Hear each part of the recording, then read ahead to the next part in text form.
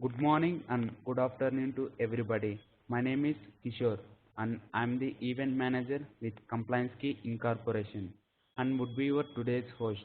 Thank you everyone for joining in today's live webinar, Managing SOP Compliance for FDA Regulations.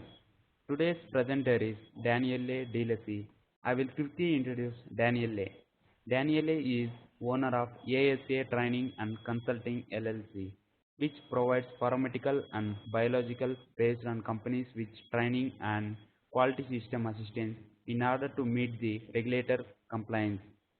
In the year after, she has held position in the quality management arena while increasing her responsibility. Before I hand over to Daniele, I should inform you that the session would be of 60 minutes and also we have Q&A session at the end of the webinar.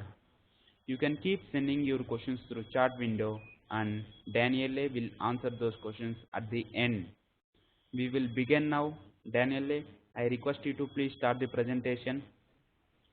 Hello everyone and welcome to Managing SOP Compliance for FDA Regulations.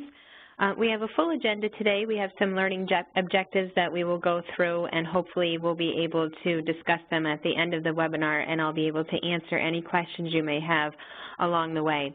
But today's presentation will focus on how to actually format an SOP, what things to include other than the actual procedure or the recipe that you're actually going to write about, how to write effective but still efficient documents. We'll go through some roles and responsibilities of the authors and who should review certain documents, and then how to define those roles in the SOPs for supervisors and operators.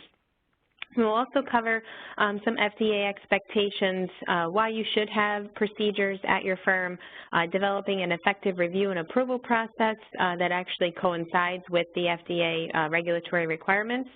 We'll touch on how to do a training program for document creation and review. And then lastly, we'll go through, we'll talk about a system for the control, archival, and disposal of written procedures.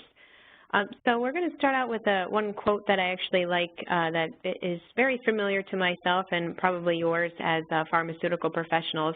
It's usually stated as if it's not documented, it's not done. This one says, say what you do what you say, and be able to prove it. And that really is the definition of standard operating procedures, making sure that you, say what you're going to do, actually do what your procedure calls for, and then your procedure is your proof that you can hand over to the regulator when they come in for an audit for you to be able to prove that you are indeed following the procedures. So with that, let's go through what a standard operating procedure actually is, how it's defined in some of the local regulations. The ICH, or the International Conference on Harmonization, pretty much says that an SOP is a recipe. It's just a set of instructions to achieve uniformity of the performance of a specific function. So in simple terms, you can call an SOP just a written process, or a way for you to make sure that you perform the task the same way every day. And they're also vital documents because they're going to be used to train your staff. When you have a new person coming in, the first thing you're going to do is hand them the standard operating procedure. Let's say you have a new quality control person coming in to work in the laboratory. The first procedure you're going to give them is, how you enter into the laboratory, what you expect from them, their behavior, what they need to wear. It'll also describe, what they're going to be responsible for. So if they're learning a certain method or an assay, it will tell them what the analyst is responsible for, what the manager is responsible for. And then also SOPs are used to monitor performance. So I was a quality assurance professional for quite some time. I would do routine audits of the laboratories in the manufacturing area, and I would monitor their performance by taking the standard operating procedure off the shelf, going in, looking at the procedure, and making sure that they were following the steps as outlined in the SOP. With regard to regulations, the standard operating procedures, they're really not mentioned specifically in FDA regulations. What is, though, is if you read any of the Code of Federal Regulations, you will see, obviously, that they require everything to be documented. They don't tell you you need to have, standard operating procedures per se, but they tell you what you need to have, and all of that information needs to be documented. There are guidance and regulations that infer that SOPs need to be formalized. If you have deviations or change controls, risk assessments, who's going to do those, what their responsibilities are going to be. They are also mentioned repeatedly in the ICH Good Clinical Practice Guidelines. Obviously, we follow those as well. And in these clinical guidelines, they say systems with procedures that assure the quality of every aspect of the clinical trial should be implemented. So for the clinical trials, they do get a little bit more specific about having overall procedures to follow. But in general, the FDA pretty much concludes that you will definitely have procedures because that's just what their requirement is to document all of your activities. Why do we have SOPs?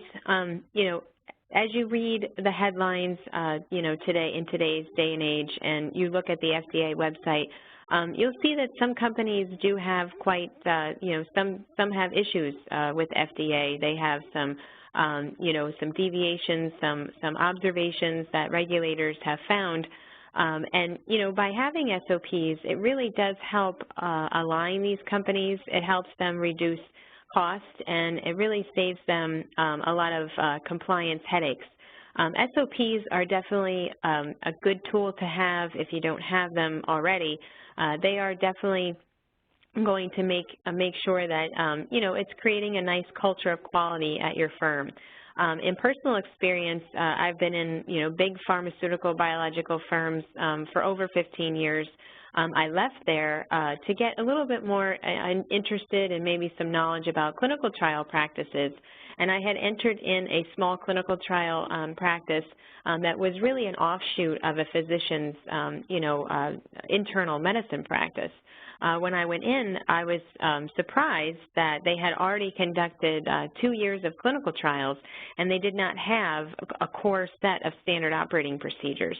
So, they were routinely audited by the FDA. They were also routinely audited by their clinical research auditor and associate, but they did not have a core set of SOPs. So, one of my first things that I did when I got there was to create just basic fundamental SOPs, and it really did help the effectiveness and efficiency of the operation. A typical big pharma industry usually has around 1,200 to 1,300 SOPs. That's quite a bit to manage.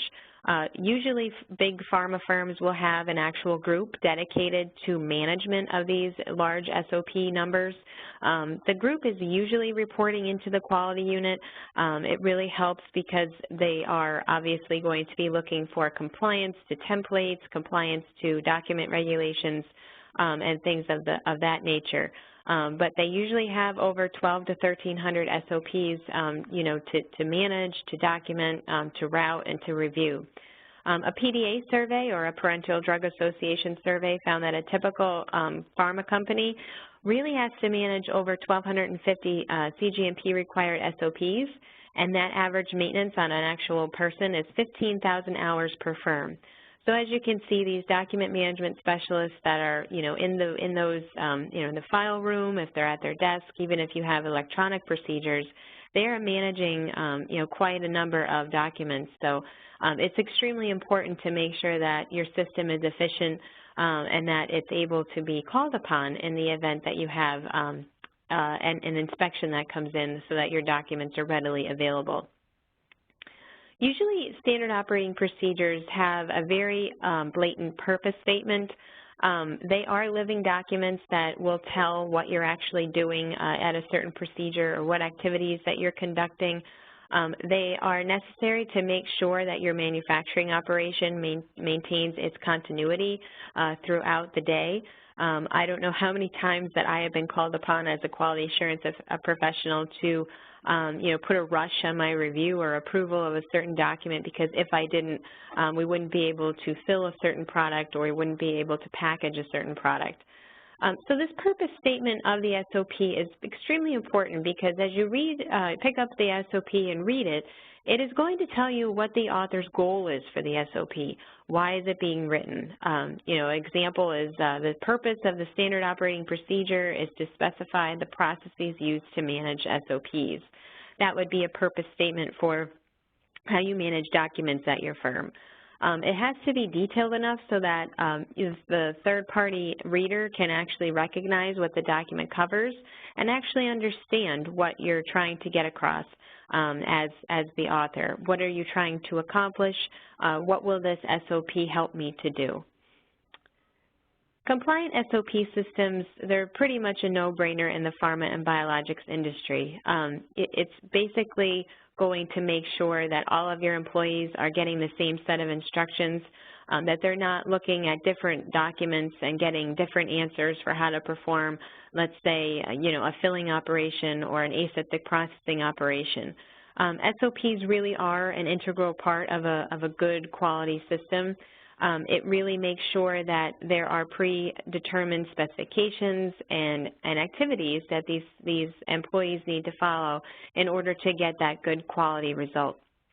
The SOPs should be open enough to make sure that you can take a look at your system and still ensure some continual improvement of the standards of service, and making sure that, of course, our main concern is our patient, our customer at the end of the line, that we are still making sure that they are, what is in our best interest to protect and keep safe as part of our release of the products that we're making.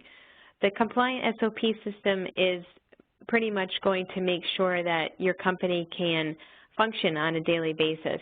Large pharmaceutical firms, I would say, would not be as efficient or nearly as effective at getting out, very important products out to the market if they didn't have a good SOP system to rely on.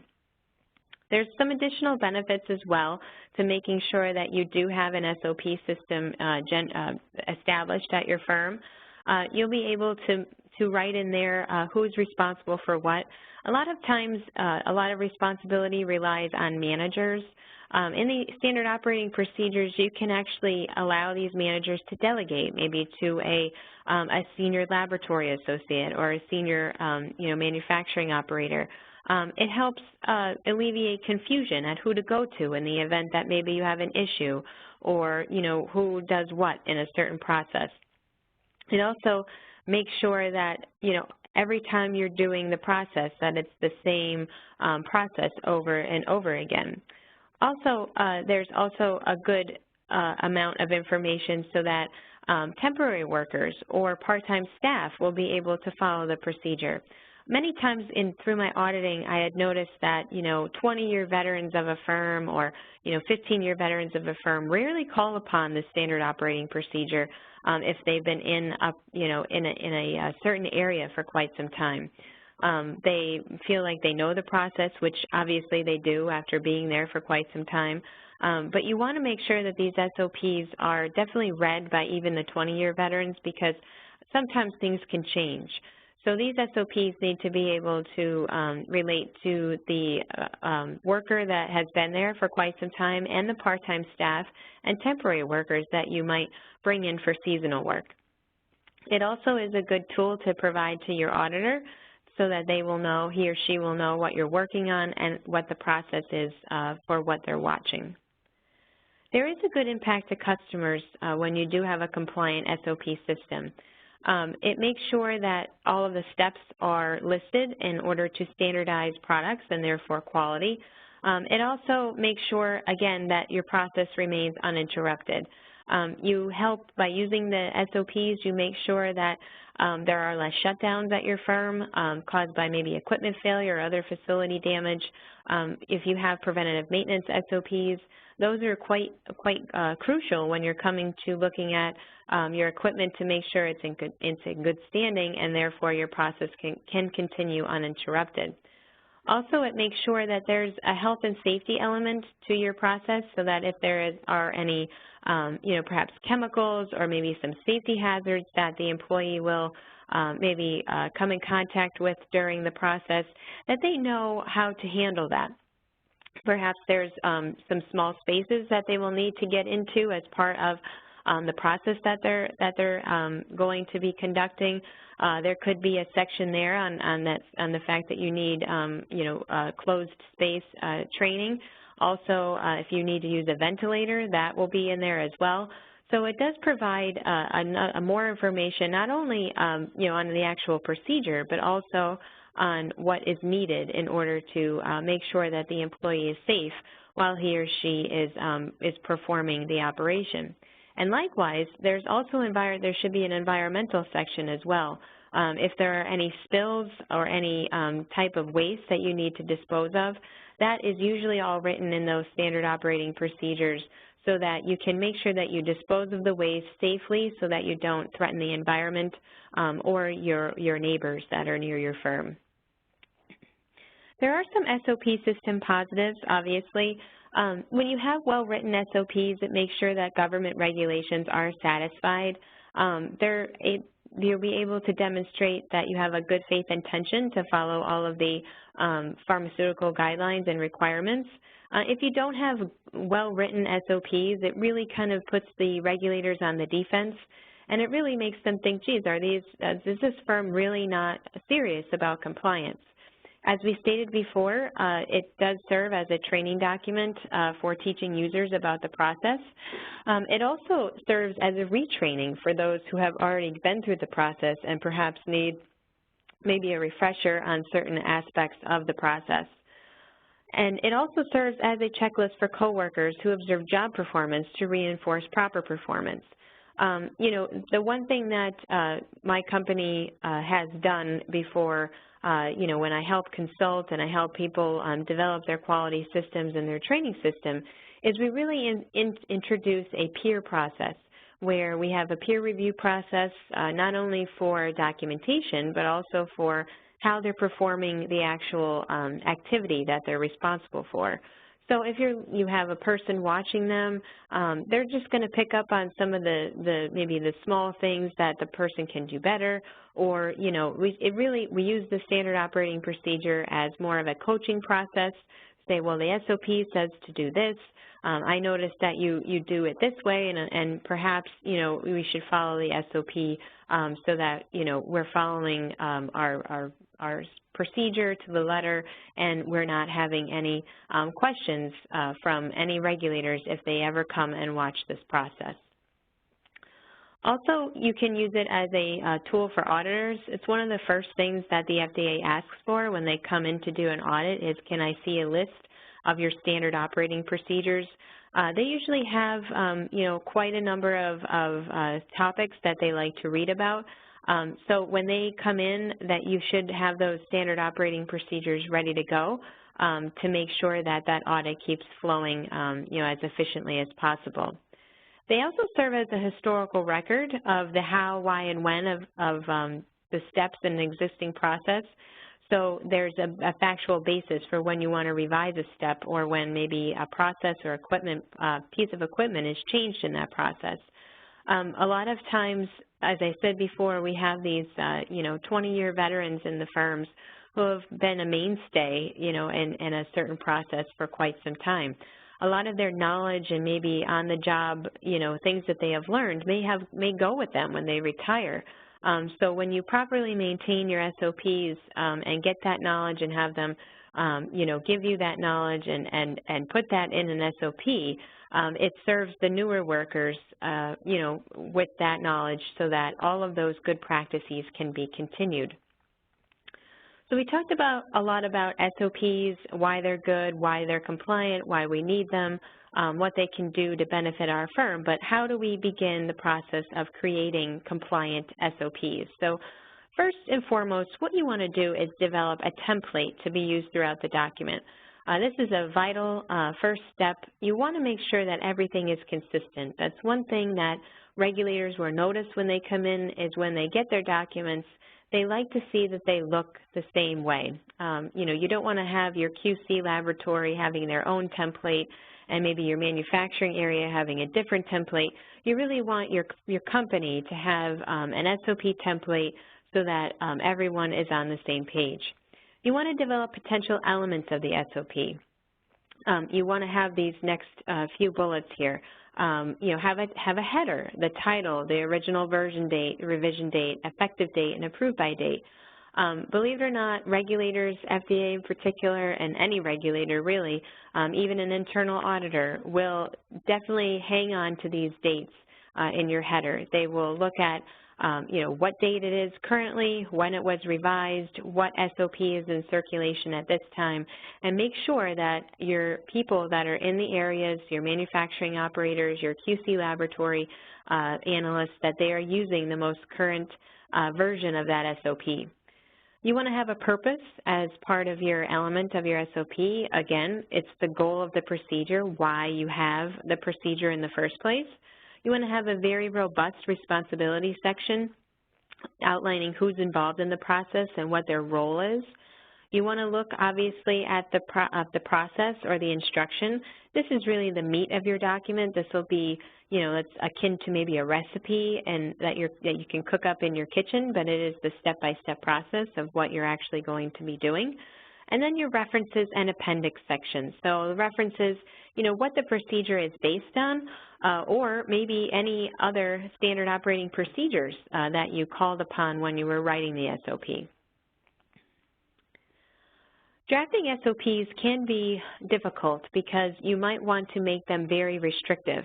If you make them very restrictive and really don't allow for, some leeway in between your procedure, in your instructions, you could be asking for trouble.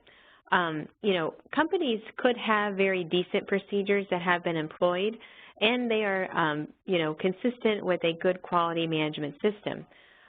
Some companies don't enforce what they've already created and instituted, so they become maybe targets for the FDA when they come in and do some analysis of their document procedure. So a few steps to remember when you're writing your SOPs. Write down what ones are actually necessary. So when I went into my clinical trial, firm, I looked and I said, well, obviously we need one on how to conduct a clinical trial. Make sure you have one for the basic purpose of what you're doing. Have a procedure for all of your method assays. Have a procedure for how a person gowns in and out of the room, maybe a trafficking procedure, what they need to don when they go into an area. You want to have a procedure for a lot of your quality systems, how you handle investigations, how you release product. Do you have a procedure for corrective and preventative actions? Do you have a procedure for changes, how you manage change? Do you have a change control system? And I could go on and on for the different types of procedures that FDA will make sure that they see when they come in for a visit.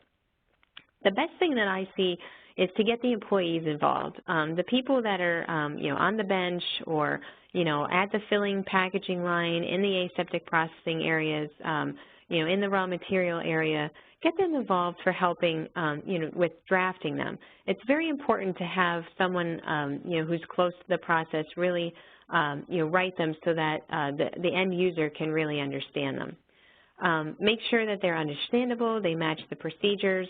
You want them to be as succinct or short as possible. Obviously, you don't want to be reading a War and Peace novel, if you're reading about how to take a pH. Train your staff to the SOPs. Don't go out on your own and say, if I'm writing a procedure on how to take a pH, I'm not going to pull a procedure from the internet and train them on that when I have a perfectly good procedure sitting in front of me and it's my approved procedure as part of my manufacturing operation. Audit the SOPs to make sure they're being implemented properly. Obviously, if you're making changes to them, make sure that it's the correct revision that you're changing. As part of version control, if there's any that are out of date, let's remove them, even if they're in employees' desks, and replace them with the, with the official copy or the most current copy. And obviously, if you have notes or anything written in the margins of the hard copy SOPs, obviously that's not a sign of a good SOP, and any of those notes in the margins really should be incorporated in the SOP if they are necessary for you to see as part of your standard operating procedure process. Obviously, they're going to work best when they're designed to achieve specific results.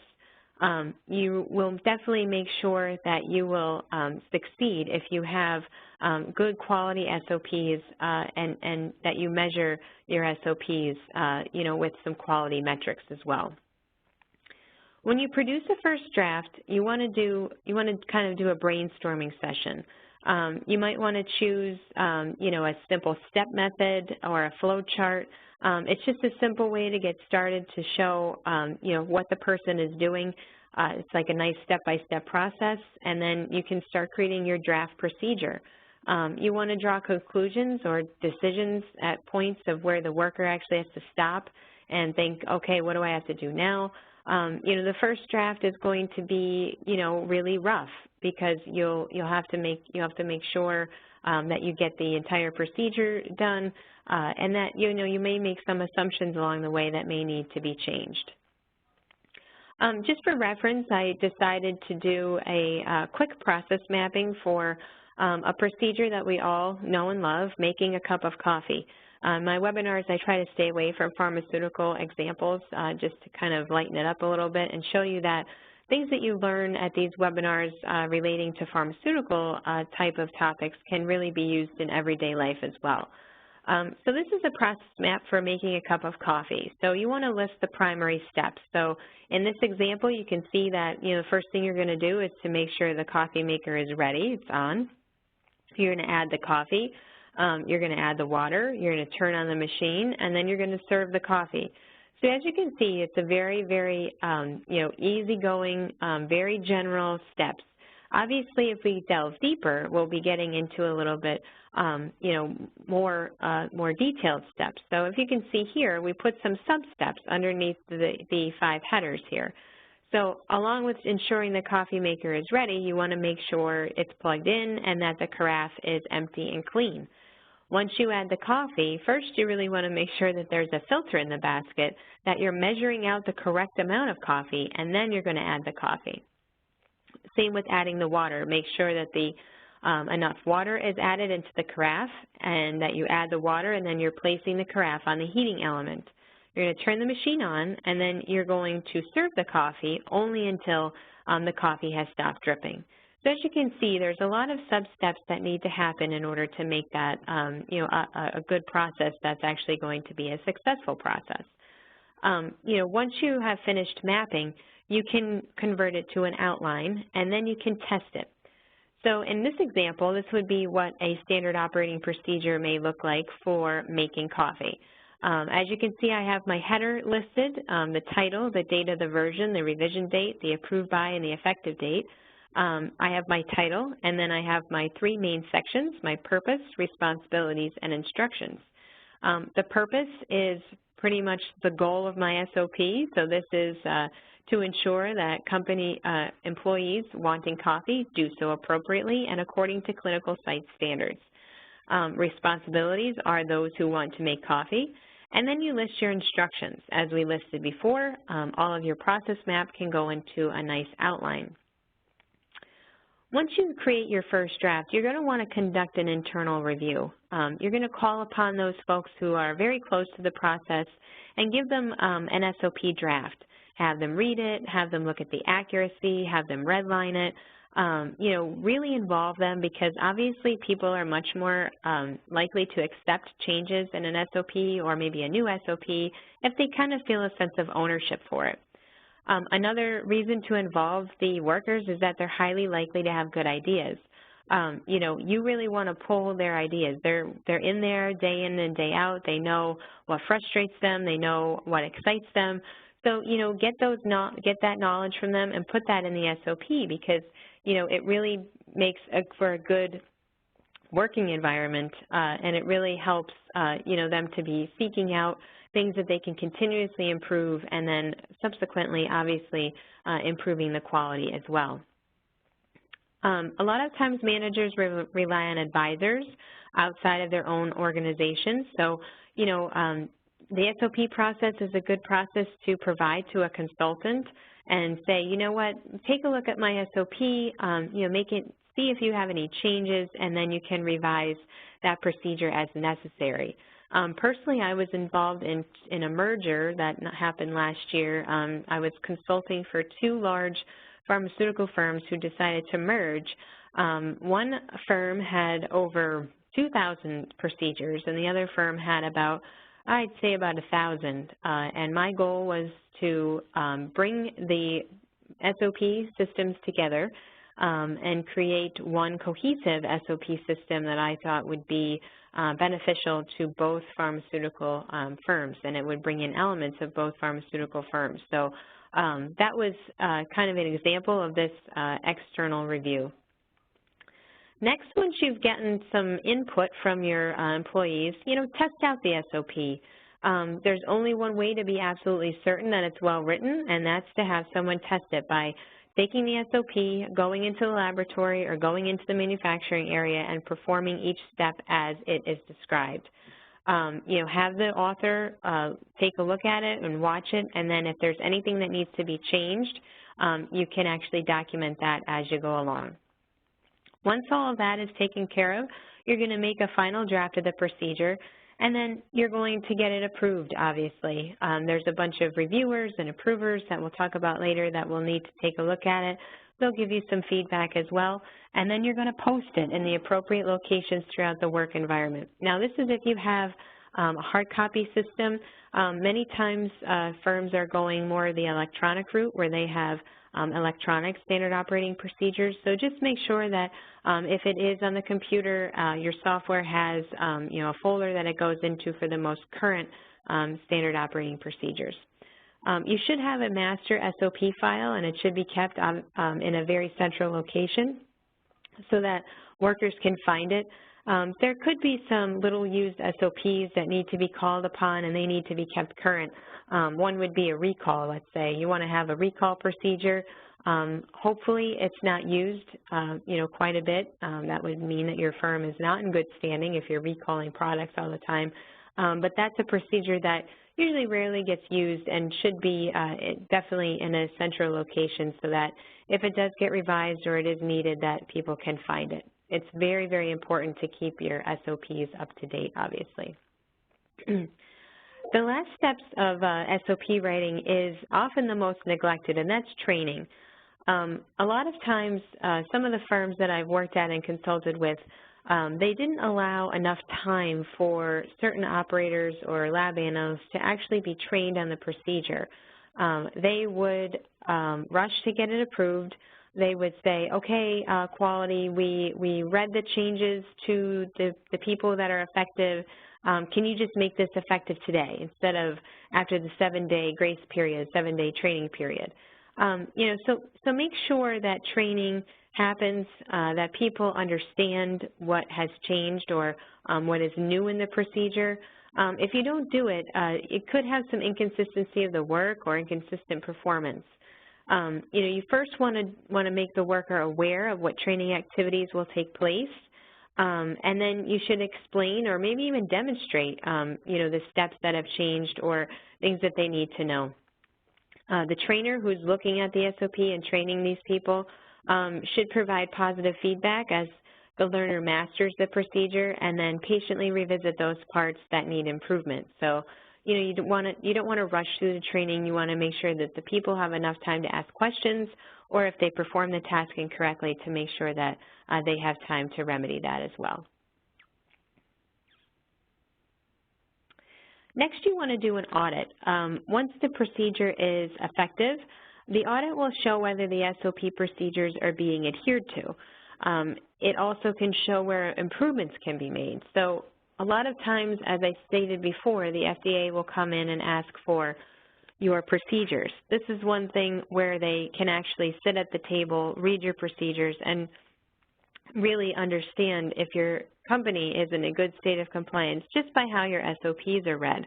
If they're kept up to date, if they're good quality SOPs, if they give enough information for the reader, if they list the important references, to regulatory documents, etc. The standard is that each SOP should be audited about 3 months after implementation and thereafter at least annually. I would even say that biannually is fine. You can determine that based upon your firm's requirements or what they would like to do. But biannually is usually fine. Every 2 years, even every 3 years would be fine. But make sure that when the SOPs are audited, that you write down anything that, could be a potential near miss or maybe an error, so that you can keep track of them and definitely fix them so that there's no issues with the SOP once it goes live again. There is something else I like to call upon, and that is a two-tiered system for document management. I gave this webinar last week, and I had a lot of questions about this process. I've seen a lot of companies adopt this because of the large number of documents that they manage. SOPs and SWIs, and SWIs is abbreviation for the Standard Work Instruction. SOPs are basically being adopted as a general view of all the main steps in a process. So what I can say is, let's talk about environmental monitoring. If you have a pharma process or an aseptic process where you need to take some samples, some environmental monitoring samples, maybe some contact plates or maybe some settling plates where you're going to monitor the bioburden in the room, you're going to want to have an SOP and an SWI.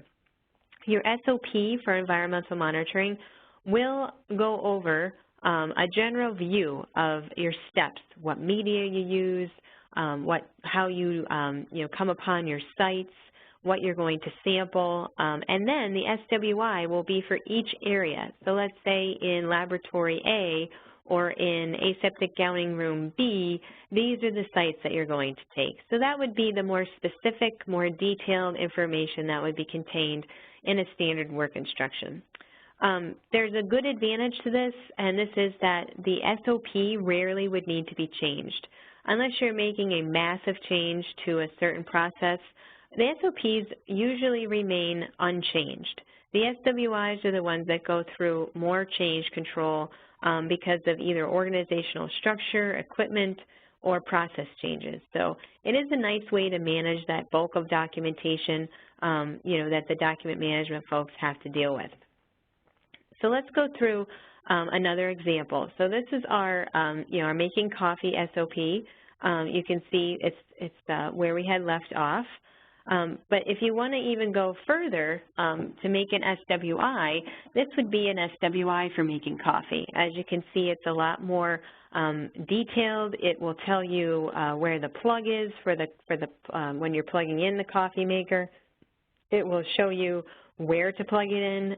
It will tell you what to wash the carafe out with. It will tell you where the coffee receptacle is, and then it will tell you all the different information you need for actually putting the filter in the receptacle. So as you can see, the process of making coffee is very, very, very generalized, but if you want to make it much more specific, you would create one of these SWIs for the process, so that in the event that maybe you change the process for making coffee, let's say you use a different dishwashing soap that needs to be documented, you wouldn't have to change the SOP, you'd only have to change the SWI associated with it. So let's talk about maintenance of SOP systems. It's with the large number of documents that a lot of the pharmaceutical companies actually manage, it's important to have a defined and deployed system to manage the documentation changes, and then also to assist in maintaining control with not only the quality system, but the organization as a whole. So you have to make sure that you define or document, either on paper or electronically, and you implement how you're going to implement your standard operating procedure. Then you have to follow up and revise those documents as necessary.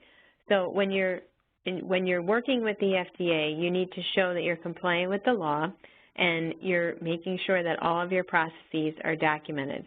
It's always very important to do that self-check and ask whether your company is complying with your company's corporate policies and if you're complying with the FDA policies.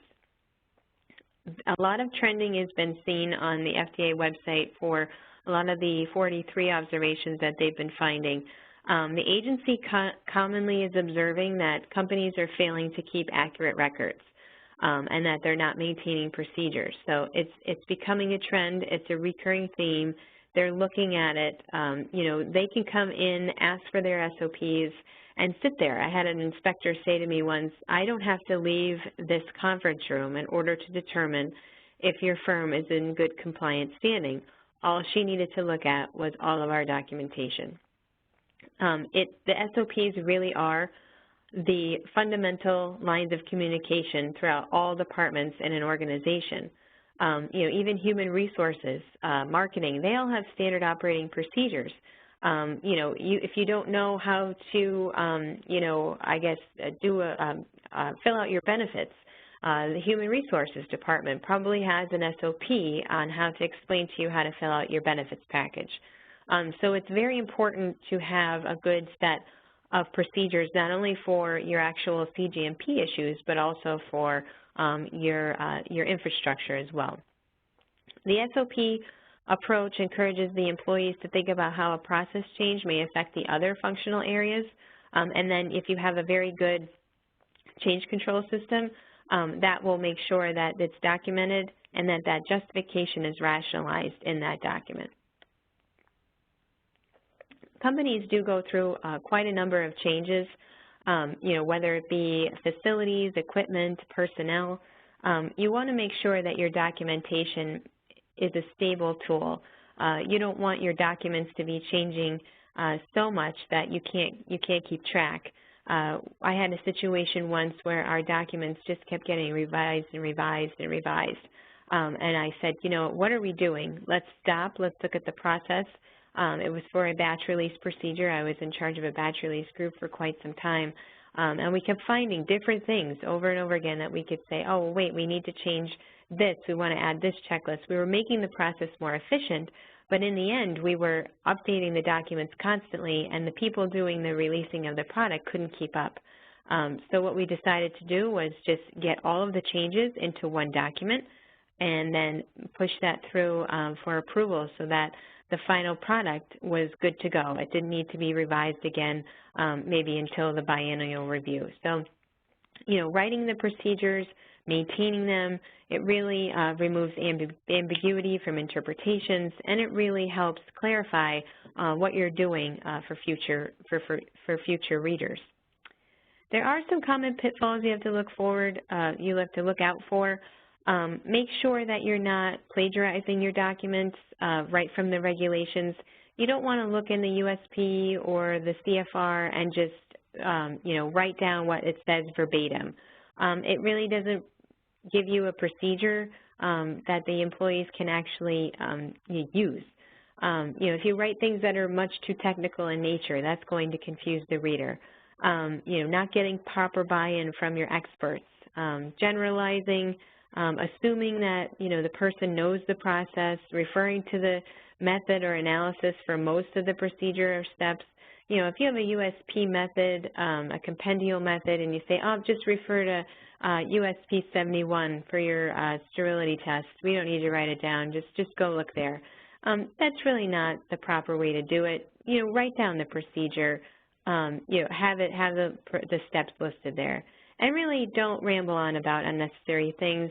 Try to be as concise as you can. You want to make your documents as effective and efficient as possible.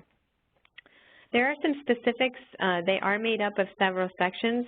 I stated a little bit before, you want to have that purpose, scope, definition, background, your references, responsibilities. You all want that in the SOP procedure. Again, you want to start with that purpose section. It defines what you're going to do. And it can also define the requirements being set forth by that procedure. The scope is usually going to tell you whom the procedure applies to. It can be a subset of the employee population or process, or it can be the entire organization. It just depends on what your SOP is being written about. Your definition section, I always required it. Some companies say it's optional, but if you have things like acronyms or maybe some, more technical things, you want to use the definition section to really include that information. The responsibility section is quite important as well. It defines who's responsible for the execution of the process. There can be a number of individuals involved with responsibilities of a certain process. You want to have, the individual be responsible for a certain procedure, You don't want to call out their specific names.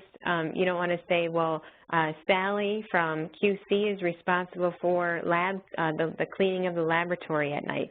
You just want to say the lab analysts are responsible for laboratory cleaning. So make sure that the responsibility section doesn't call anybody out. You want to be much more general and really call out the groups of people who are responsible. As we stated before, control of SOP are very, very important. You are going to draft the SOPs, you're going to get them reviewed, and then you're going to get them approved by the appropriate people. Those reviewers and approvers really need to be aware of what they're looking at. They need to be aware of what they're reviewing for. So the author should never be a reviewer. The author is the person who is going to track that standard operating procedure from the draft all the way to the approval process and the effective date process. Once the effective date is issued, there's going to be something known as control copies. They are issued to the department that is responsible for the procedure, and issuance records are maintained.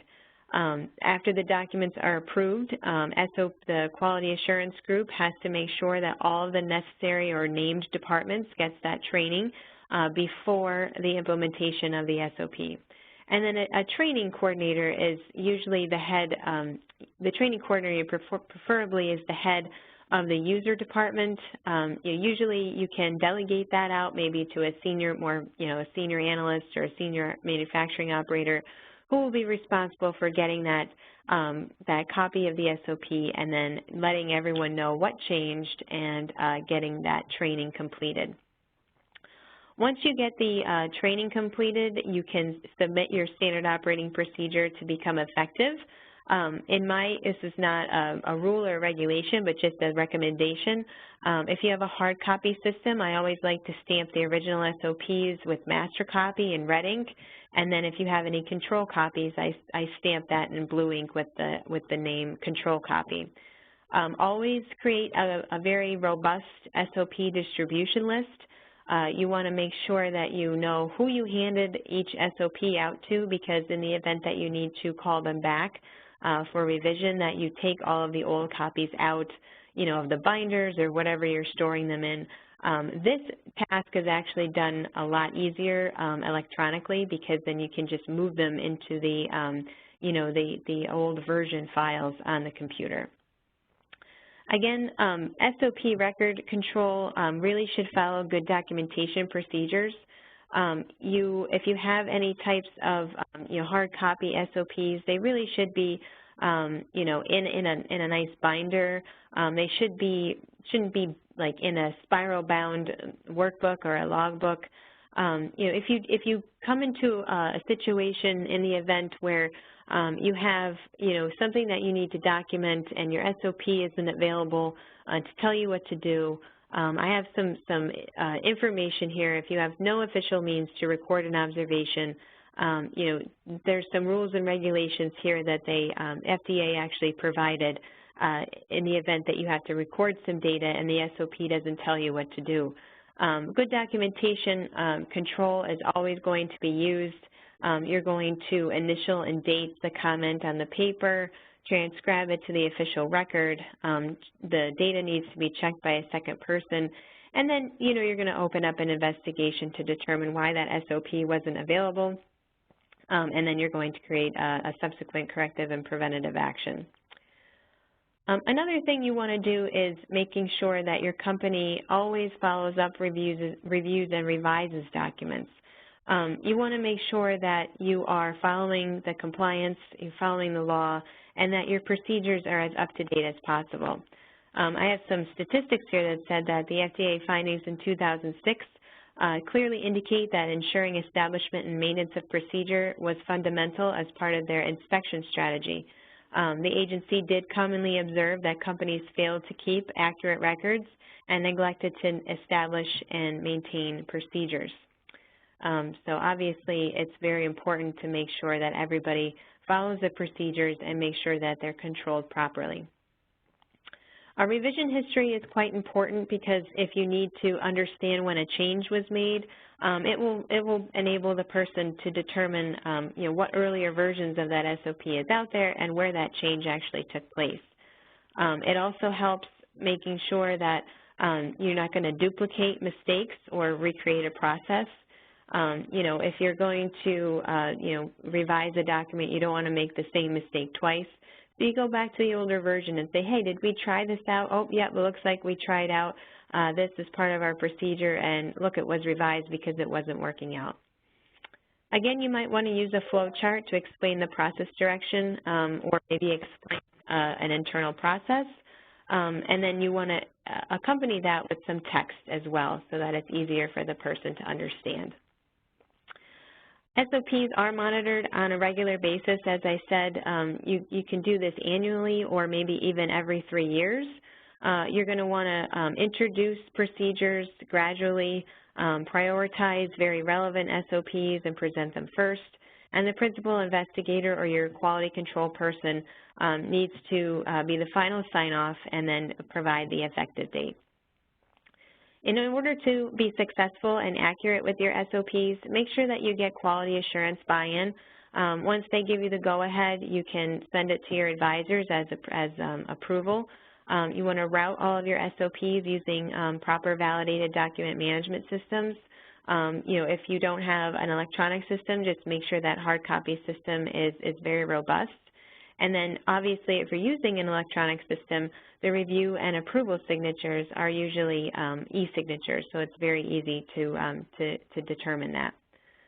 Once you get that approval, you can start implementing your SOP, start training, maybe do computer-based training or classroom training, and always make sure that your SOP is current. If it ever gets outdated, make sure it's updated, and make sure that it's redistributed as necessary. So that is all I have for today's presentation on SOPs. We have a few minutes left for some questions. If you want to ask any questions, I believe you can either use the Q&A section or the chat box, and you can ask me them at any time. Yeah. Thank you, Danielle, for the presentation. Now we will open the lines for Q&A session. Anybody having a question can raise their hand by clicking hand button, which is down right corner of your screen. Also, you can send your questions in the chat window.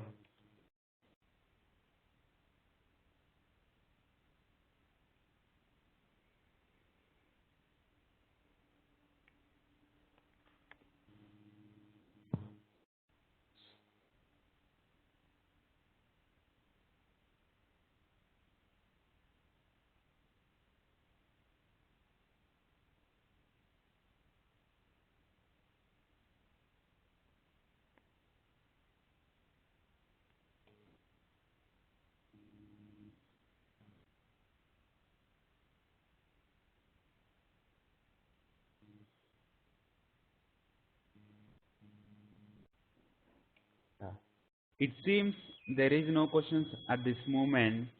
However, you can still send your questions to email ID at webinar@compliancekey.com.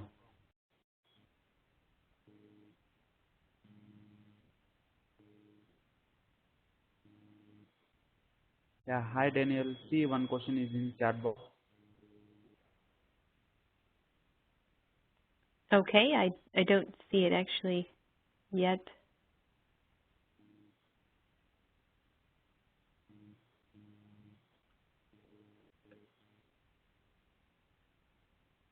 The question is, for SOP training, what is the industry standard to train executive management?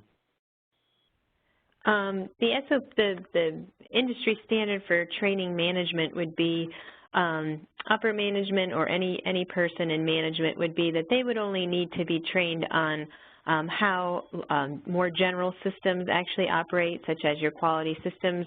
I wouldn't have them be trained on any of the more specific, more task-filled procedures on actually how to do, let's say, an aseptic processing operation or maybe a method or an assay in the QC lab. I would probably just keep them aware of deviation management, CAPA management, things of that nature. In the manufacturing area, again, making sure that they're aware of, some cleaning procedures. It's just very high level and general, type of information. In the event that I have seen in the event that there is, a critical deviation or something that does occur, executive management sometimes will request to come in and see the process a little bit more, closely. And then I would say that they wouldn't necessarily need to be trained on those SOPs or those more detailed SOPs, but just be aware of them. But they definitely should have in their training records, anything related to quality and the quality systems.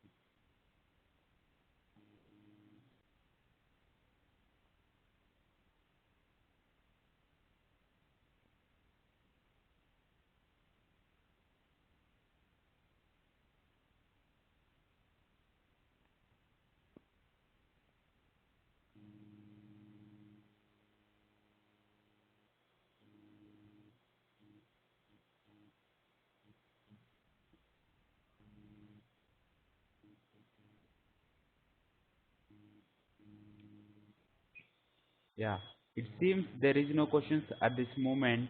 However, you can still send your questions to email ID at webinar@compliancekey.com. With this, we will end the session. We will appreciate your time and believe the session was informative and up to your expectation. We will look forward to see in your next event. Soon you will be receiving certificate of attendance and a feedback form. Kindly send your comments. Your feedback is important for us. Thank you very much for your time and have a good day. Thank you, Danielle, for the presentation. Thank you.